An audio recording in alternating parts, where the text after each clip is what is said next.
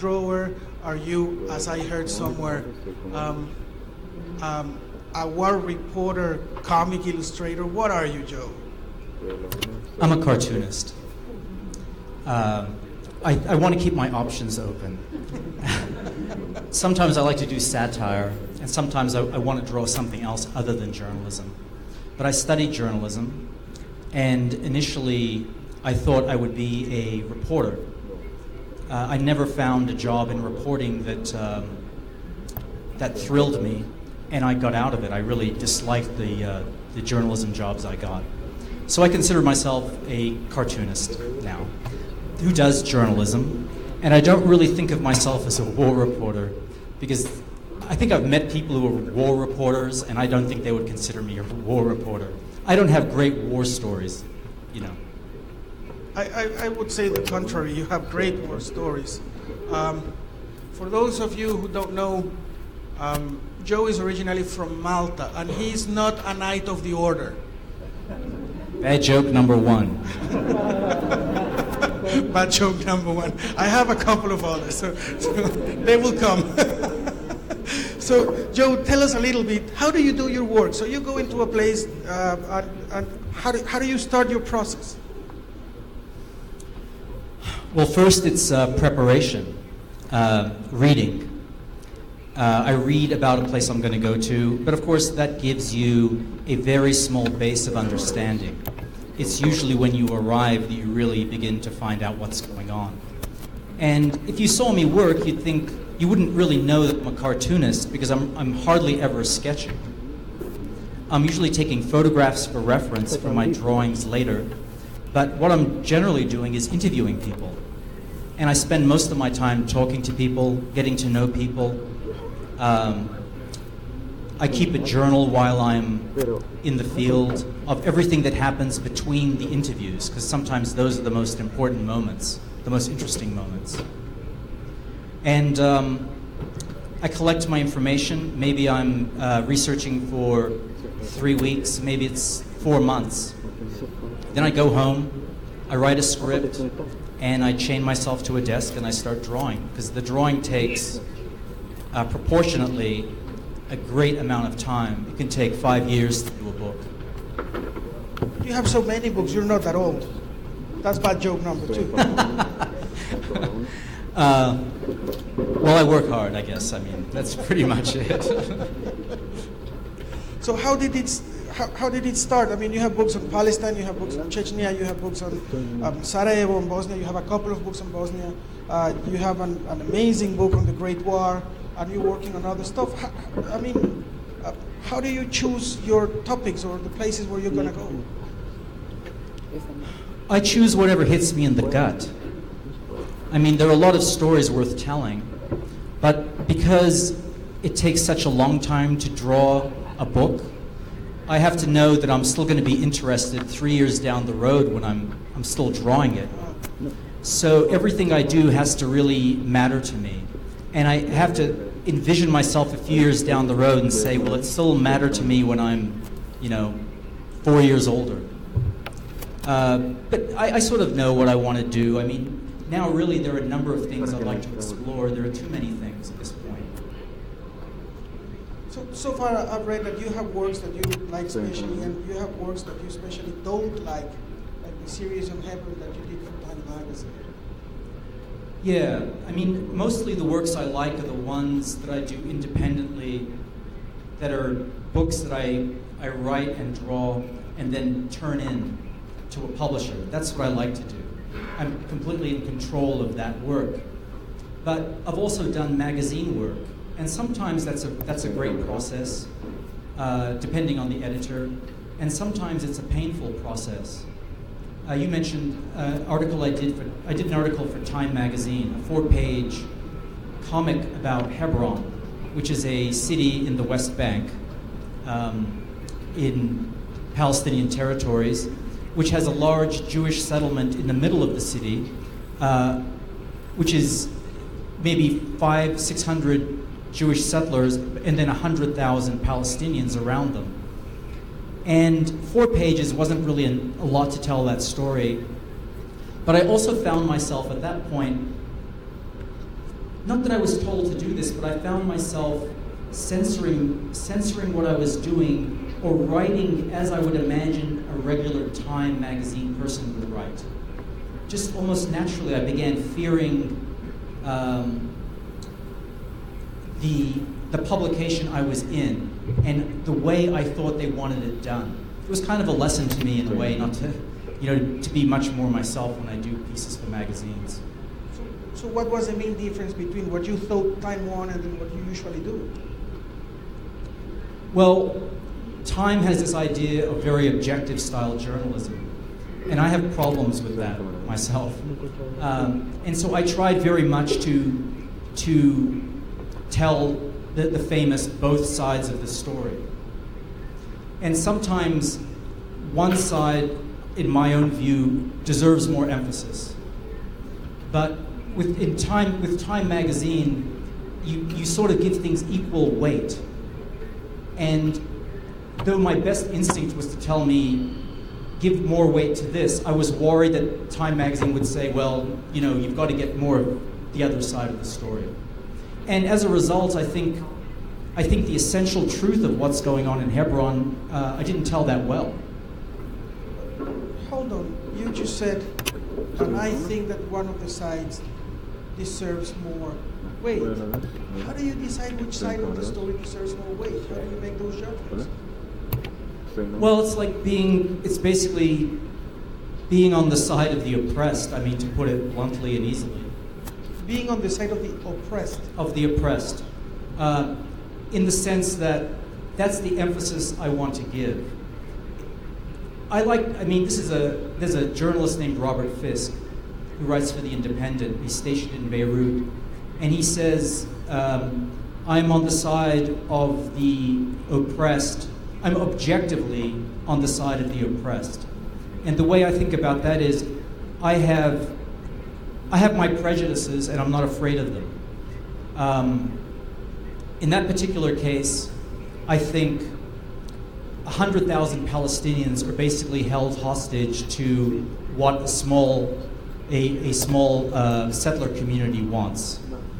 And that's actually the essence of that story, in my view. Now, if I report on a Palestinian people, what I want to do is I want to emphasize their story, but I want to be honest about their story. So I'm objective once I've made that determination, if you understand. Yeah, maybe the right word, I don't like the word objective, but anyway. I want to ask you about accuracy on your drawings, on your stories. Do you verify the information you're drawing? How do you do that when you come back home and you spend years working on this material? That's always difficult, and there's always a tension between the quotes, which are accurate quotes, and the drawings, which are subjective. But that's what I like about what I do is the subjective element is clear to a reader. The reader knows this is being drawn by a human hand from one perspective. Art, drawings are necessarily subjective. So that's a clue to the reader that my perspective is subjective. I'm not pretending to be one of those sort of reporters that imagines himself or herself to be a fly buzzing around just listening, sort of omnipresent, godlike. I'm in there I'm in the story. I often draw myself in the story. Yes. And you draw yourself quite frequently, I have to say. I'm a bit of an egotist.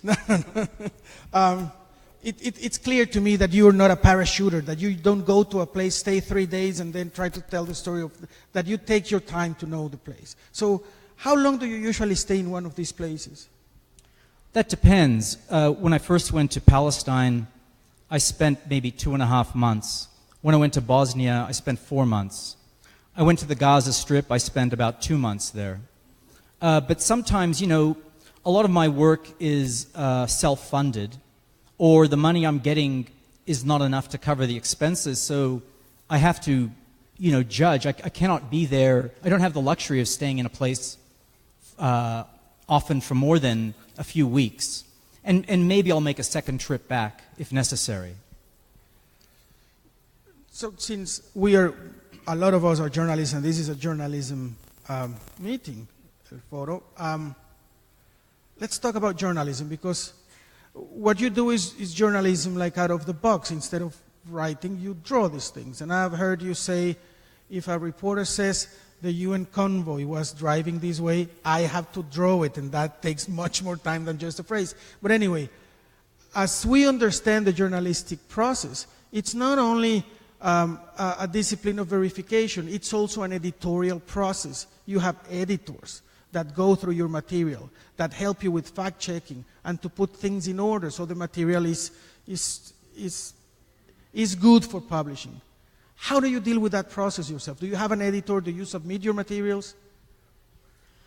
Well, this might be the wrong thing to say to this crowd, but for the first couple of books, I really didn't have an editor. The first book I did on the Palestinians and the books I did about the Bosnian War, I basically drew them and submitted them. And that was because I was submitting them to comic book publishers, and they just don't have that process of editing as you're familiar with in a newspaper. When I did the book on the Gaza Strip, it's called Footnotes in Gaza in English, I had an editor. It was a book publisher, not a comic book publisher. And she was a good editor. She was Israeli. So she understood the situation, and she was good at editing my work to condense it, and she was also good at noticing when I got something wrong. One example of that was I drew a kibbutz, and I drew this particular kibbutz with Jewish settlers with religious dress. And she said that particular kibbutz is completely secular, and I was so glad she told me that, because that's a serious mistake. So I think editing is important, and I've worked with editors since that time. Right now I'm working on a story about Indigenous people in Canada, and what I'm trying to do is send my drawings up to people there who can verify if, yes, that's how we lived 40 years ago in the bush. I do whatever research I can do, which is looking at a lot of photographs, researching archives, to try to make it as real as possible. But ultimately, those are the people that know. I heard you were also working on Indians in Australia, and you planning to do something in Brazil. Is that correct? Indians. Well, I'm doing something about India. I've done one story about India. Yes. I'm sorry, indigenous people. That's what I meant. This is the one in Canada. Is about indigenous people. Yeah. But I've also worked in India, so. Yes, I saw that. And you also worked in Malta with the refugees, which is a great story, by the way. Like today, you have a turmoil in your new country. He lives in the United States now, and the world is kind of changing. So, what are the topics that today are getting into your guts, as you say? The topics that are getting into my guts now, I think it's maybe some of the journalists here will know this. One of the topics is human violence. I had this moment when I was drawing the book about Gaza, which is about 2 massacres that took place in 1956 of Palestinian refugees. I had a moment where, after I finished the book, a journalist asked me, "Why don't you draw the faces of the Israeli soldiers?" And I realized I didn't draw their faces because I didn't understand what they were thinking as they were killing people, because these are ordinary people doing these crimes.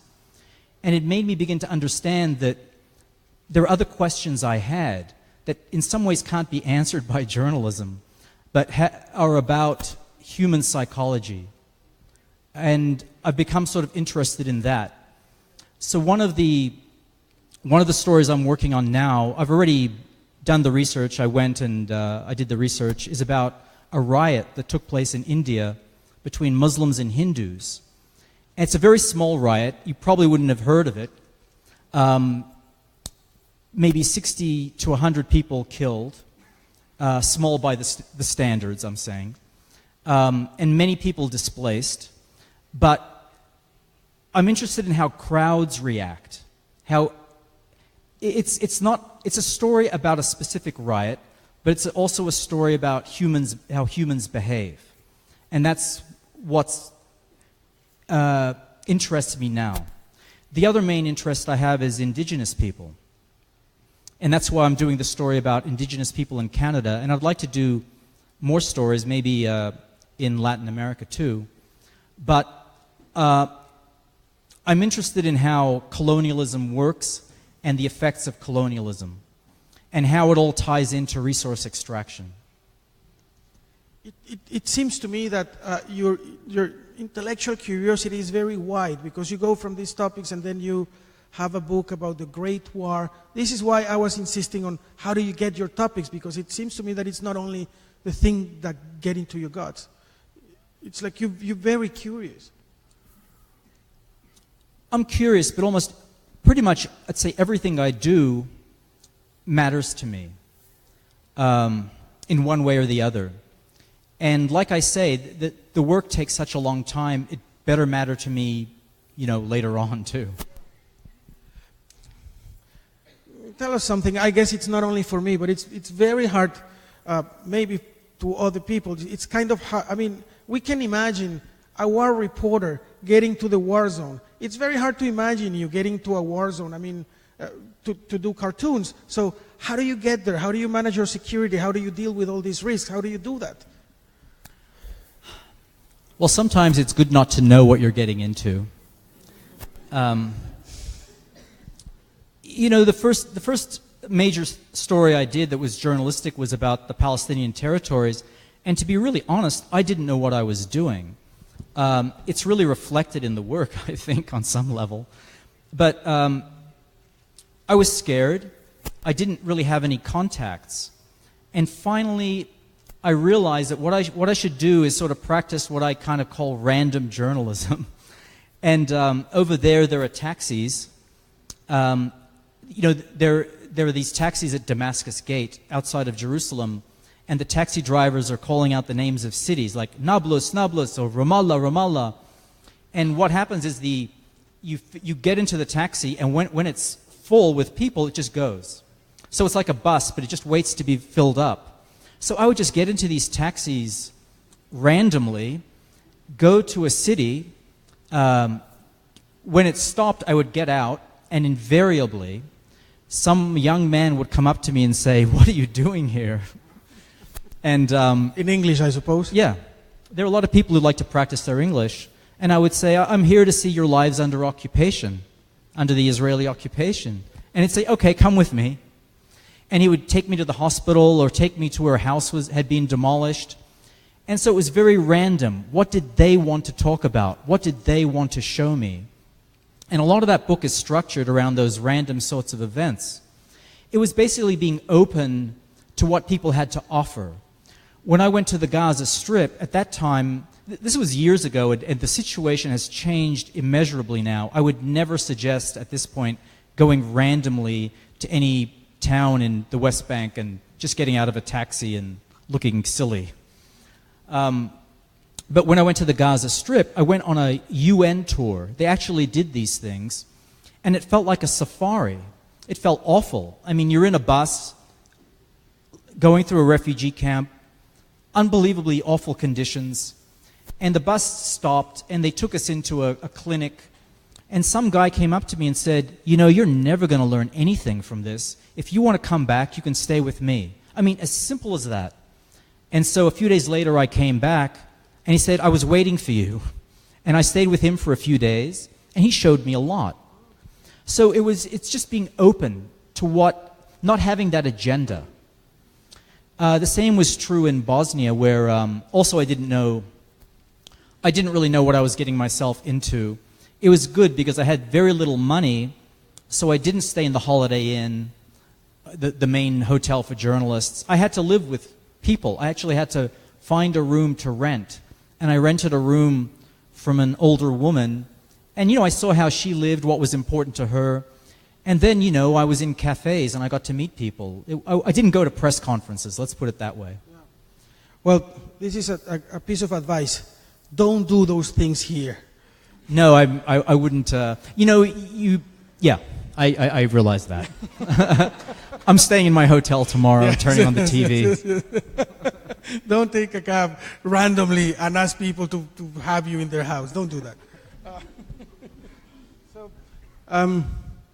Tell us about the personal experience, the way it affects you, and the differences between places with so different conflicts as Gaza and Bosnia during the Sarajevo siege. How it affects you? Yes.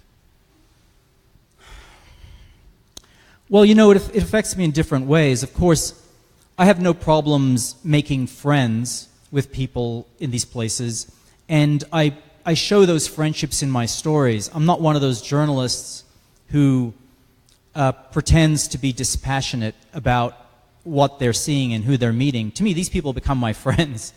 So I show those relationships and I'm honest about them. The hard thing is knowing, for me, there are always kind of exit signs. I can always leave if it gets too difficult. And I go back, and a lot of people are still in that same situation. I think it must be very different for journalists here because you live in the communities, you live where you're reporting. I generally don't.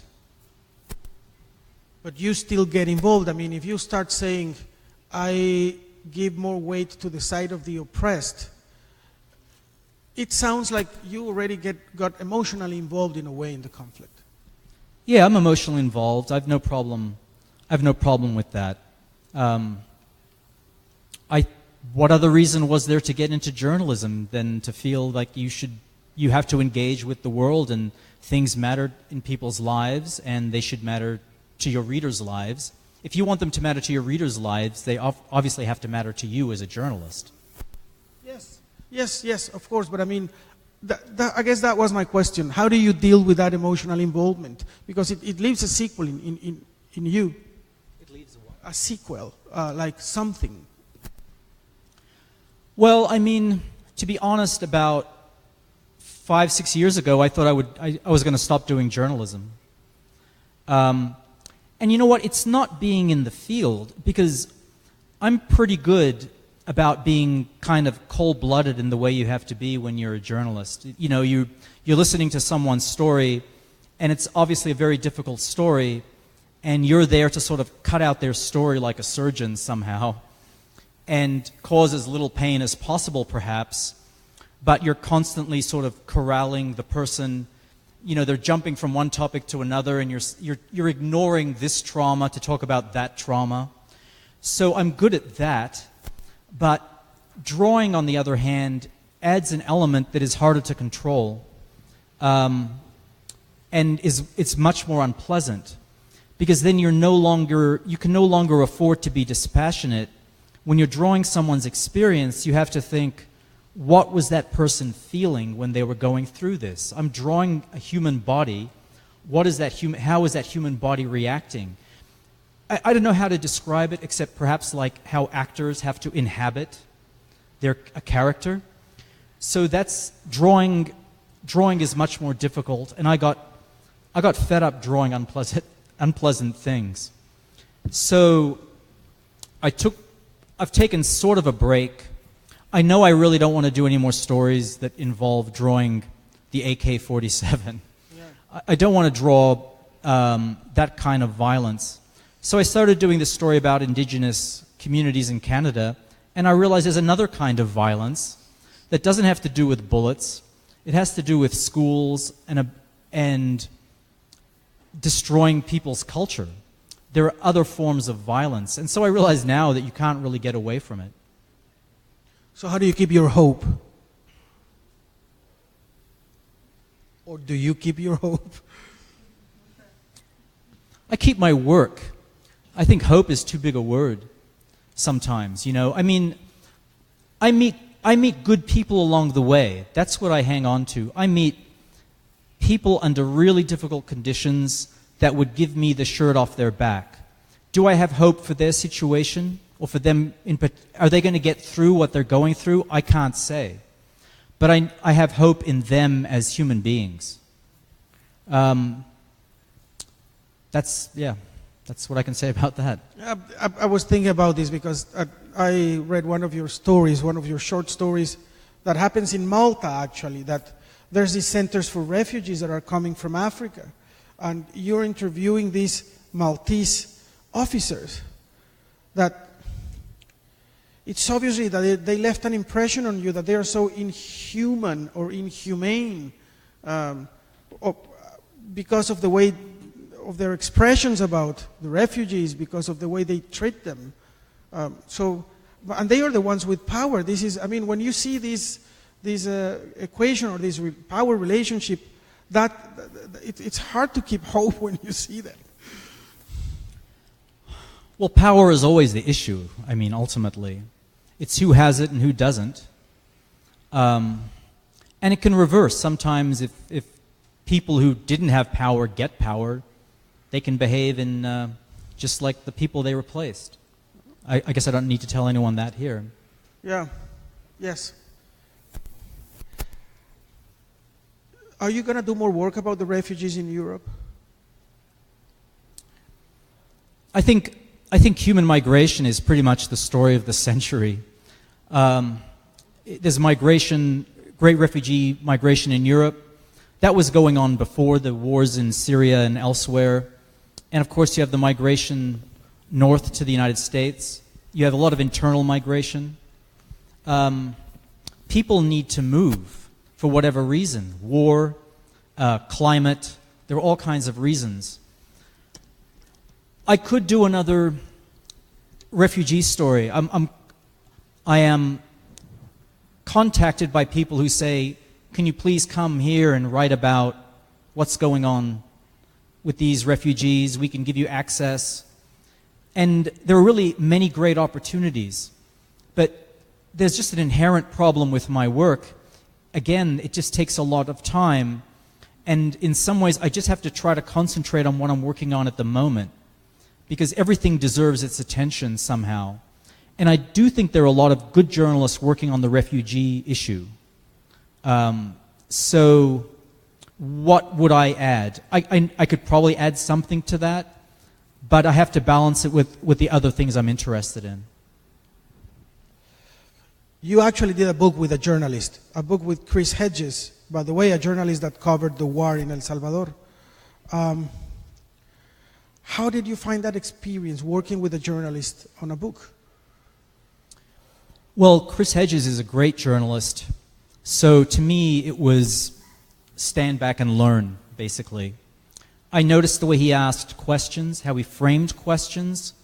And for example, we were in Camden, New Jersey, at an African-American community.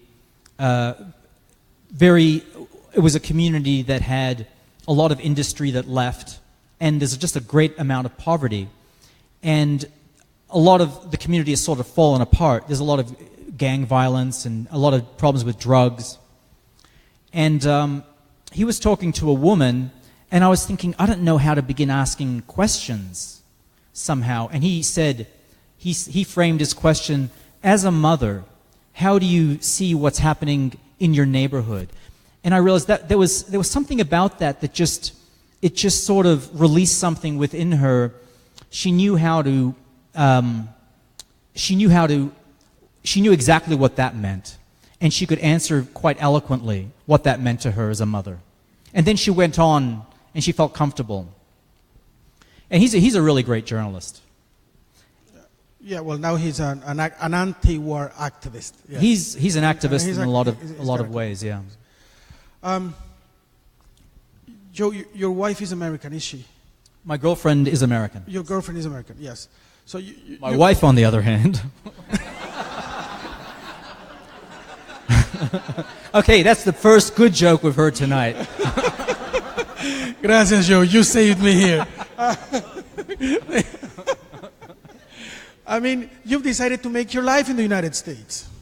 Yeah, I mean, is America my favorite country? No. Am I familiar with America? Yes. I mean, in the end, it's like familiarity means a lot. But you've decided to make the rest of your life there, or are you planning to go back to Malta to your wife? To my... Wow, one. No, I think my wife in Malta has to wait. No, I'll stay in America. I mean, you know, it's awful times in America, but it's important to be there and to see what's going on. I mean, that's when it sort of matters what you're doing and how you want to reflect on these sorts of things. Well, yeah, it's turmoil times. So how are you going to reflect those things? Well, by satire, basically. I'm working on a comic about what's going on now, but it's not journalistic. One thing I did do that was it's a combination of journalism and electoral intervention. Was I have a friend who was running for city council in the city I'm from, Portland, and in Portland in the last few years, a lot of money has come in, and what that means is rents are being raised phenomenally. There's no control on rents. And a lot of people I know are being kicked out to accommodate newer, wealthier people. And the city has changed. It's just overrun by development and people being pushed out of the city. And I have a friend who ran for city council, and I did a comic book for her election campaign, about just interviewing people who were getting kicked out of their apartments. Their rent is going up $400 or $500 a month, and they have a month to get out of their apartment, and they have nowhere to go, and they have no money to do the down payment on the next apartment. So I just told these stories, and that sort of neoliberal agenda is going on in America, and that's how I confronted it in my own city in that way. Before I forget, we have a few books of Joe on sale at La Tienda del Faro, so you can go and buy them, and I'm going to ask you to sign them for them. Yeah. So I'm going to open the floor for questions. Ricardo, I don't know if there's a microphone. ¿Hay algún micrófono por ahí?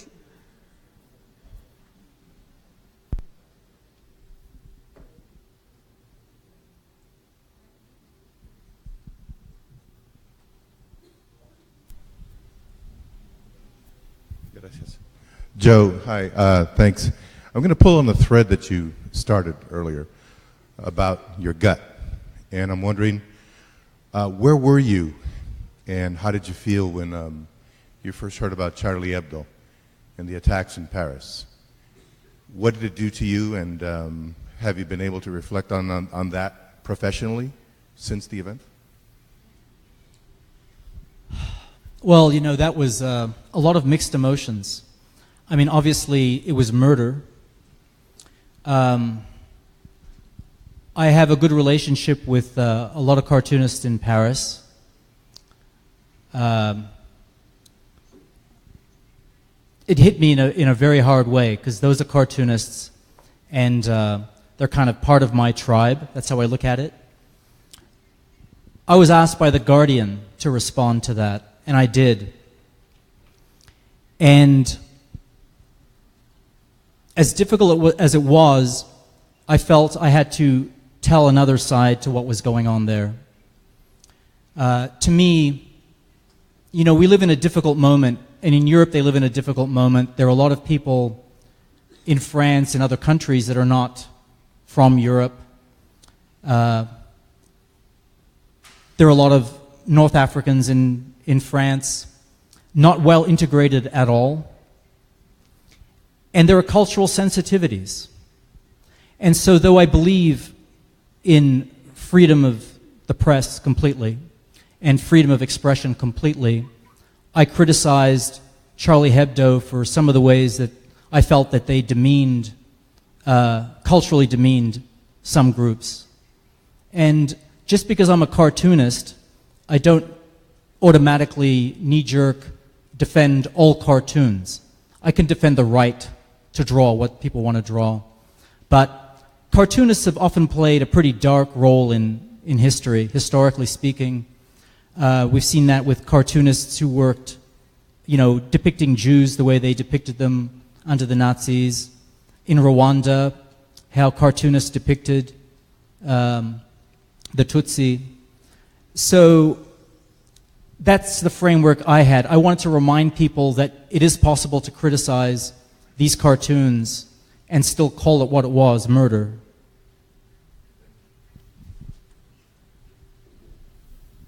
Blanche. I never knew a reporter that instead of writing, what he does is drawing. So it's my first time. I wanted to ask you, you are very explicit about taking parts as a journalist. I believe in that kind of journalism too, that's what I do too. But then what is your politics? What are your political beliefs? I've been thinking about this a lot lately. And I've skipped around. I've read a lot of things. If you had asked me that question about a year ago, I would have said I tend towards anarchism. Now, I realize I'm against anything that's about murder. And I'm against anything and when I say murder, I mean not just with bullets or with knives or something like that, but I mean those forces that crush people in different ways. To me, when I was talking about in Portland and people being kicked out of their apartments, that's a form of violence to me. It's, I have money, you don't, goodbye. Those things disturb me. So now it's not so much an ideology I embrace, but what I would say oppose are those sorts of forces that I'm talking about. The forces of violence. Mental, physical, all spiritual forms of violence. Here. Hello. Hello. I have two questions. So when you go to these war zones, how many cartoonists like you are in the ground? You are alone? You are the only one?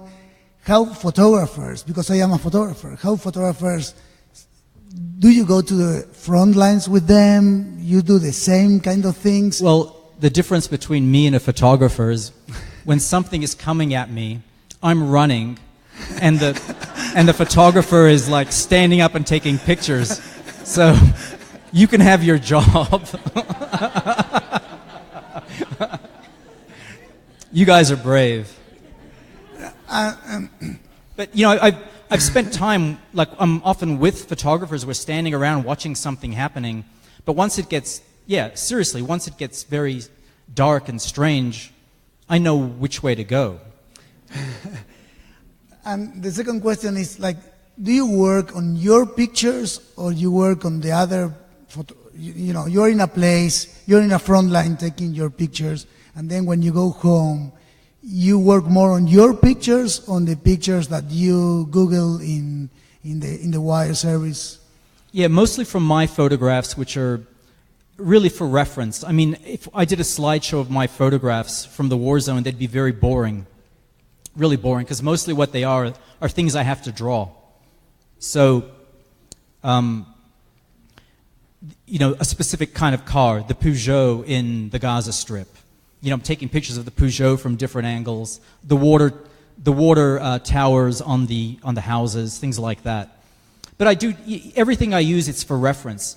But there have been times when I've made a good acquaintance of a photographer, and he's agreed to send me his photographs. Like we're at a scene together, and I have a very cheap camera, and he has that, the telephoto zoom lens, and he can get amazing photographs of vehicles and things like that to me, they're just blurs, So sometimes I'm helped by photographers. Last question. So you say that you don't want to be like a reporter that, is very, that the facts of what they said, like what you say when you work for Time magazine, that you didn't agree sometimes with, you don't feel that you have to be objective. So when you see an image like a photo, which things you keep from your ideas to then do a drawing, and which things you think that you get out? From a photo? Yeah. The only thing that matters to me from a photo is the literal visual reference. It's like what a vehicle looks like. That's what I'm looking for. I'm not looking for drama from the photo, necessarily. I'm looking for just straight visual reference. I don't know if they are going to make a question around there. Okay. So thank you for coming, Joe, to the forum. I'm Jovan Siba from Cuba. I was seeing your work related to Gaza, to Bosnia, but I want to know if you have any work related to one of our countries. I think that I heard that you have a project, or you had a project related to El Salvador, but do you have any other work related to one of our countries? So far I have none, but I am talking to some people in Colombia about doing something. But, that's all sort of in the air at the moment, so it's hard to talk about something that's still working on it. I'm also interested in something in Peru, but let's see. I have to see how they all play out.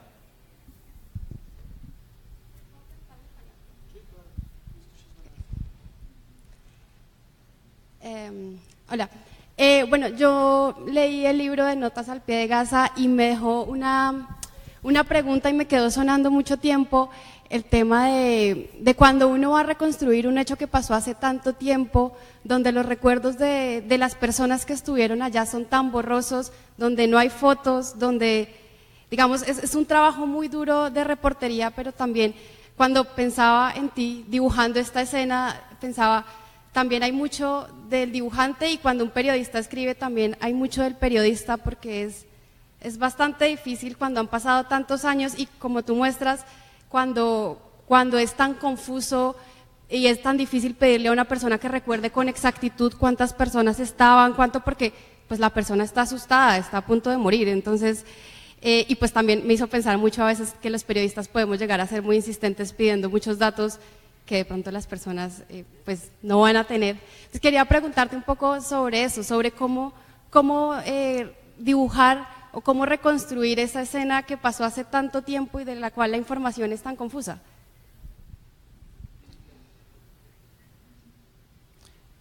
That's a great question. It's something that confronted me because I did that work 10 years ago, and already the events were almost 50 years old. And I was talking to men and women in their maybe the late 60s to their 80s about these experiences. And I had some interesting, I would have some interesting interviews with people. There was one man who talked about being lined up with his brothers against a wall, and the Israeli soldiers fired. And as they were about to fire, he began to run, and he escaped, and his 3 brothers were killed. So the way he tells the story is that night he sneaked back into the refugee camp, and one of his brothers was still alive, and he was over him and held him as his brother died. Then I spoke to the wife of the man one of the brothers who died, and he said, no, he was never there. He came 2 months later. And I spoke to the nephew who witnessed what happened, and he said, no, he didn't come back till 2 months later. And I realized this was a real problem for me. Like, what was the story? Then I decided that was the story, that I wanted to throw that back at the reader. I couldn't figure that out, and was it really up to me to figure that out? It allowed me to sort of reflect on human memory and how it works, and perhaps the sort of psychology of wanting to be somewhere where you weren't. And that, to me, is a powerful. That was a powerful lesson. And so, why is it so important to find out exactly what happened there? Sometimes the perception is actually the story. But in that particular case, you're right. There were many there were many instances where people would remember things differently. And I was led around by old people. This is where we sat, and this is, you know, they would draw. I was sitting here, and the Jeep was here, and the barbed wire was here. I had them do this sort of thing. But often the stories didn't match up. But the overall story did match up.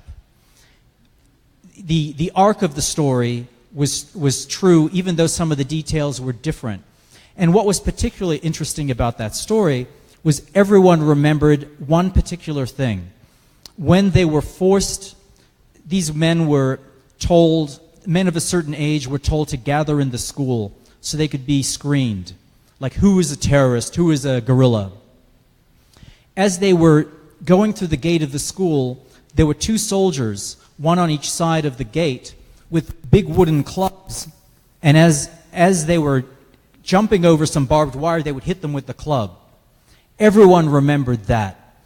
But remembering everything that happened when they were sitting in a courtyard in a school for 5 or 6 hours, no one remembers that. But everyone remembers that sharp instant of pain. You know, but I found that interesting too.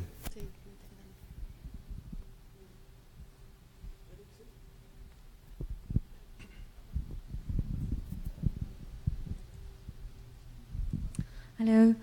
I would like to ask you about your relationship with your topics, because you told us that you're becoming friends with them.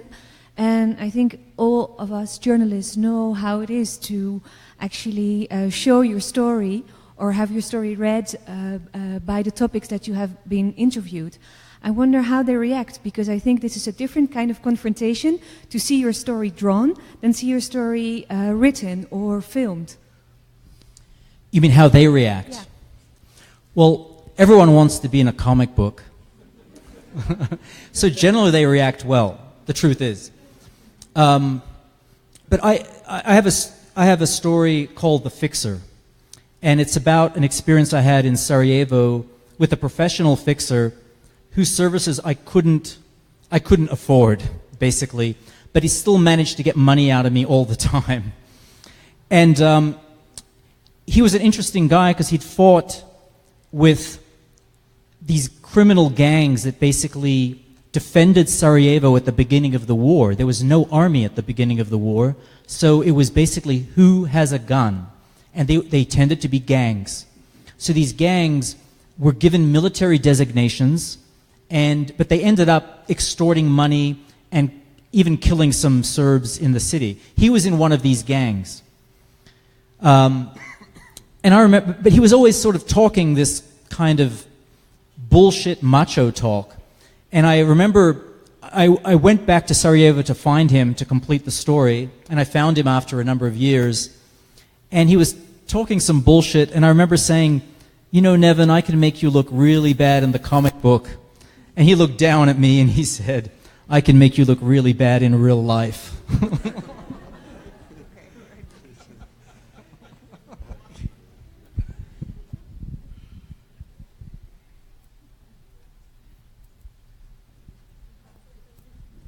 Hola, mi pregunta es, ¿cómo alimentas técnicamente tu mirada? Si tenés influencias cinematográficas, concretamente. Si para construir tu historia tenés una retroalimentación audiovisual que no sea la fotográfica, sino que sea la cinematográfica.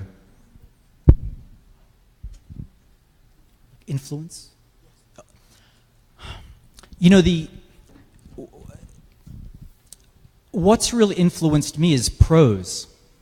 It's writers have influenced me. And it's writers that manage to free themselves from convention. Hunter S. Thompson influenced me. Michael Herr, who wrote a great book called Dispatches about the Vietnam War. Cinematography, I think it normally influences a person almost subliminally. But probably the director that influenced me the most, if we're talking about movies, was Sergio Leone. His spaghetti westerns. These close-ups. And his image of people is not necessarily attractive. Everyone is kind of ugly and sweating. That really appeals to a cartoonist.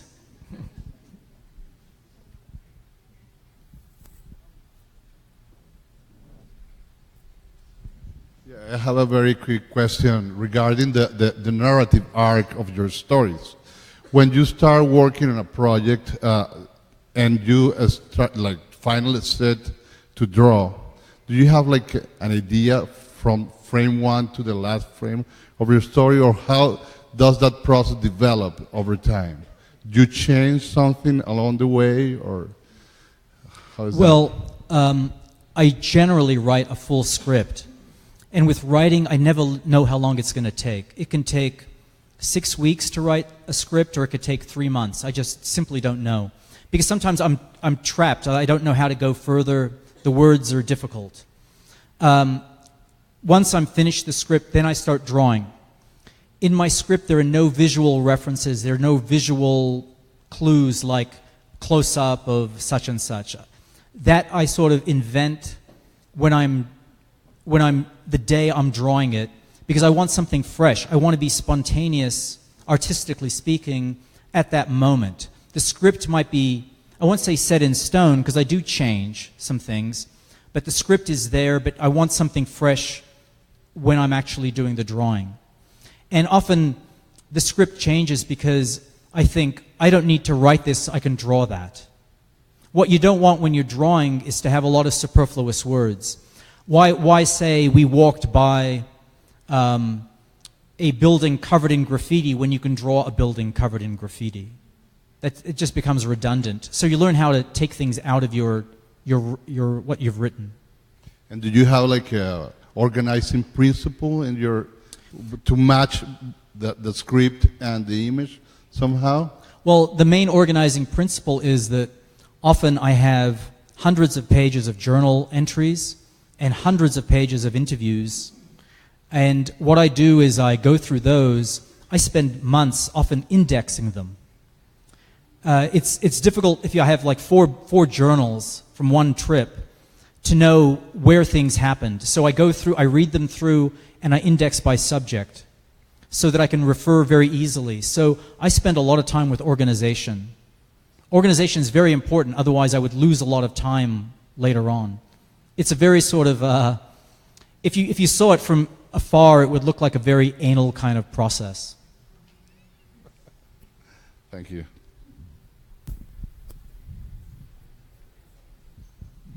How and when did you start drawing? And did you always draw cartoons, or were you first doing other type of drawing and then cartoons?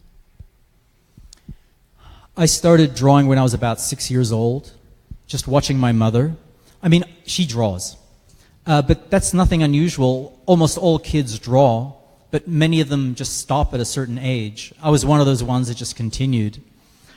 They were always comics. They were always drawings with a story, because I generally like narrative.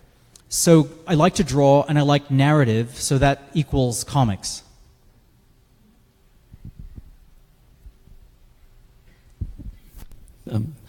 Going back to the previous question on the stories about Latin America, still, if you could give us a little heads up, you said Colombia, Peru, what direction? Indigenous people, because that really interests me a lot. Indigenous how? It's a very vast field. Well, that's it. I mean, but the hook is always resource extraction. But that doesn't necessarily mean that's where the story goes. That's what I tell myself the story is going to be about, so I feel I have some structure. And then once I'm there, whatever happens, happens. So in about 10 years, 15 years, given your rhythm of work? Maybe earlier than that. Really what I want to do is a series of shorter pieces, if possible. But I would like to work in Latin America.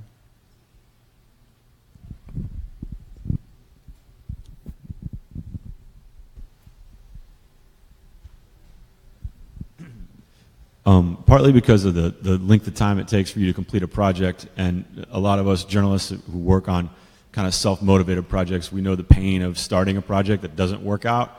Among the stories you try to start over the years, over your career, which are the ones that kind of hurt the most, that never came to fruition or never came all the way, never were realized in a book in a full form?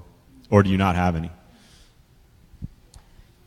That was the problem I had when I was doing fictional work. Those wouldn't go anywhere often.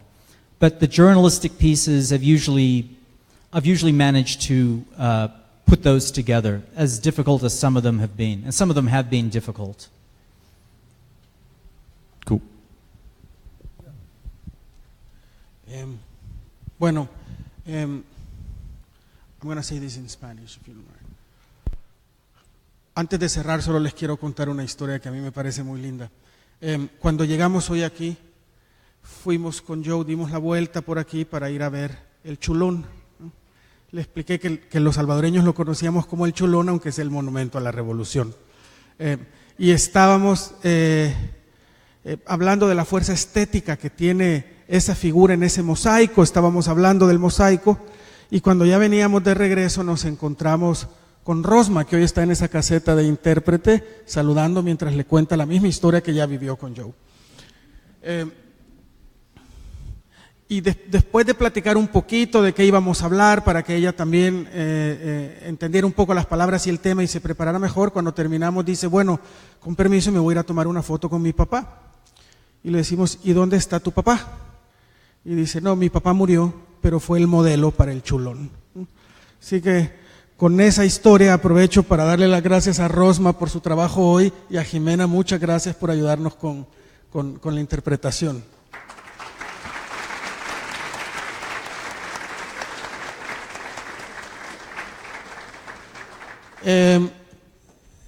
A las 8 y poquito vamos a inaugurar una exposición ahorita en el Centro Cultural de España. Es una exposición que han montado algunos fotógrafos de este país, porque este año celebramos los 25 años de los acuerdos de paz. Entonces es una exposición fotográfica donde tratamos de que dialoguen el pasado y el presente. Aquí está Fred, que irá para allá pronto a la inauguración, y están todos invitados. Y antes de que nos levantemos y nos vayamos, les pido un fuerte aplauso de agradecimiento para Joe. Gracias por estar.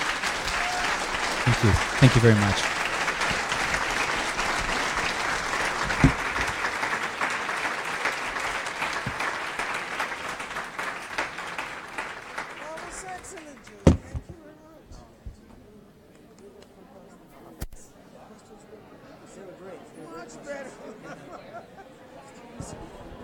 No, they were good.